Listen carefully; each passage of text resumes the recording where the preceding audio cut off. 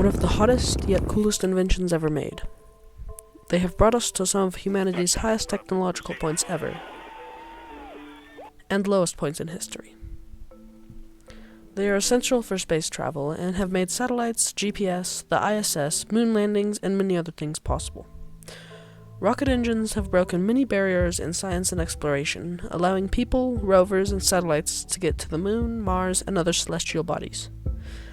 If you were to ask someone to think of a rocket, they might think of a spaceship, but a rocket is really just a vehicle propelled by its contents burning. These materials are usually ammonium nitrate, potassium chlorate, or ammonium chlorate as oxidizers, with hydrocarbons being used as the fuel. Liquid-fueled engines often use liquid oxygen or liquid fluorine as an oxidizer, while kerosene, alcohol, hydrazine, or liquid hydrogen are usually used for fuel. Rockets have existed a very long time, going all the way back to the 13th century in China. As a defensive against the Mongol Empire, the Chinese made fire arrows, which were gunpowder-filled bamboo tubes attached to arrows. Soon, the Chinese found out that the tubes could fly on their own, creating the first true rocket. This led to the making of fire lances, a rocket attached to a stick that would be self-propelled with the intent of flying toward the enemy. They tested the rockets shortly after. The Mongols made their own fire lances, which likely led to the spread of rockets in Europe. Rockets were mainly used in war and for fireworks, but once a man named Wan Hu tried to fly using rockets. He attempted to make a chair with rockets strapped to it, and while he did take off, he was never seen again. Between the 13th and 15th centuries, rockets were improved, albeit slowly, and in the 16th century, rockets fell out of use other than as fireworks. Rockets were briefly revived in war from the late 18th to early 19th centuries, but again were put out of use. In 1898, a Russian teacher by the name of Konstantin Tsiolkovsky suggested exploration of space using rockets and using liquids as fuel for rockets.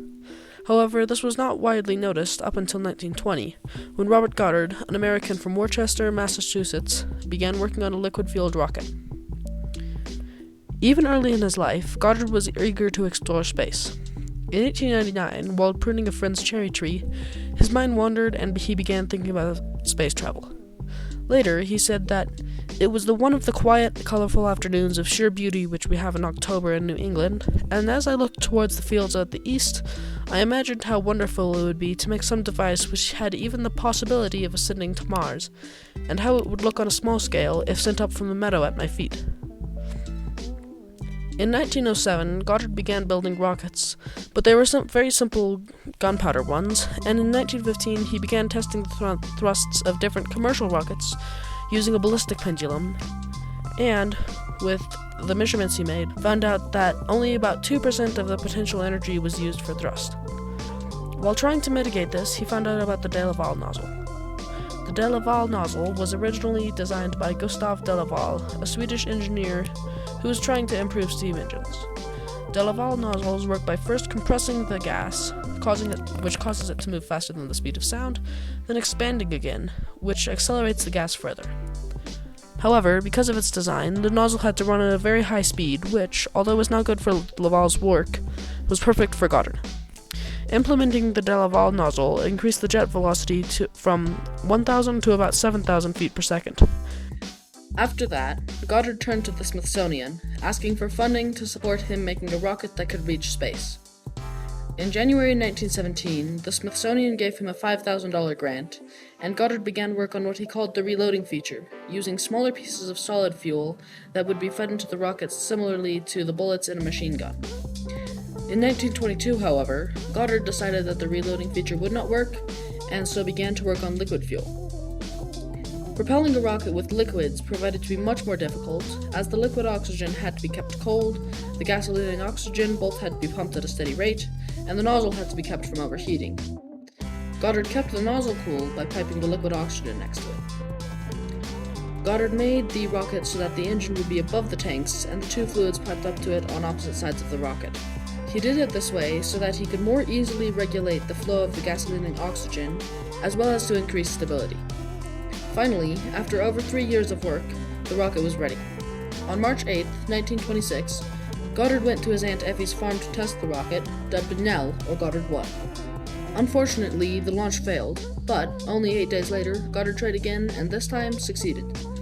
The rocket flew for 2.5 seconds, traveling up 41 feet and horizontally 184, landing in a patch of cabbages. On March 17, 1926, Goddard wrote in his diary, "The first flight with the rocket using liquid propellants was made yesterday at Aunt Effie's farm in Auburn. The day was clear and comparatively quiet. The anemometer on the physics lab was turning leisurely when Mr. Sachs and I left in the morning, and was turning as leisurely when we returned at 5:30 p.m. Even though the release was pulled, the rocket did not rise at first, but the flame came out and there was a steady roar. After a number of seconds it rose, slowly until it cleared the frame, and then at express train speed, curving over to the left and striking the ice and snow, still going at a rapid rate. It looked almost magical as it rose, without any appreciably greater noise or flame, as if it said, 'I've been here long enough, I think I'll be going somewhere else if you don't mind.' Esther said that it looked like a fairy or an aesthetic dancer as it started off. The sky was clear for the most part, with large shadowy white clouds, but late in the afternoon there was a large pink cloud in the west, over which the sun shone. One of the surprising things was the absence of smoke, the lack of very loud roar, and the smallness of the flame. In 1939, development started on the V-1 rocket, a solid power bomb nicknamed the Flying Bomb. During World War II, German engineers found out about Goddard's work and began revising the V-1, implementing liquid fuels. The new missile, called the V-2, used alcohol and liquid oxygen and was 47 feet tall. On June 20th, 1944, the first V-2 reached space, flying up 109 miles. Carrying over a ton of explosives, when the V-2 began use in war, it was devastating, with the rockets that hit their targets killing many people. Although each V-2 killed 2 people on average, that was because most of the missiles exploded harmlessly in the air. The worst rocket attack killed 567 people and injured about 300. Although liquid-fueled rockets assisted the making of the V-2, it also allowed bigger rockets to push the frontier of space travel. Rockets like the Saturn V from the Apollo program. This rocket was powered by engines providing 7.6 million pounds of thrust at liftoff. The Saturn V had 3 stages, another one of Goddard's ideas. Each stage provided thrust until it ran out of fuel, then dropped off of the rocket.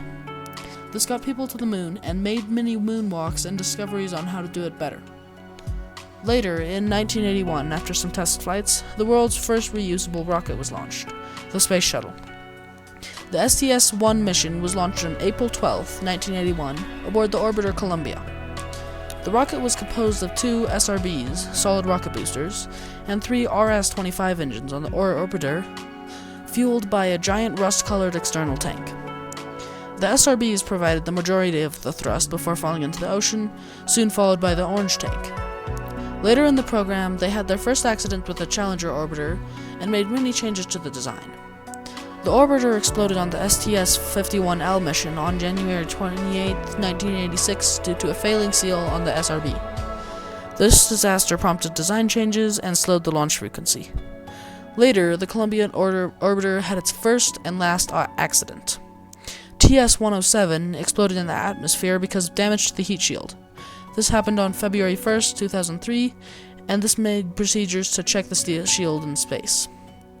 The program would later end in 2011 after the STS-135. But rockets are still making an impact today. Have you ever used GPS or Google Earth?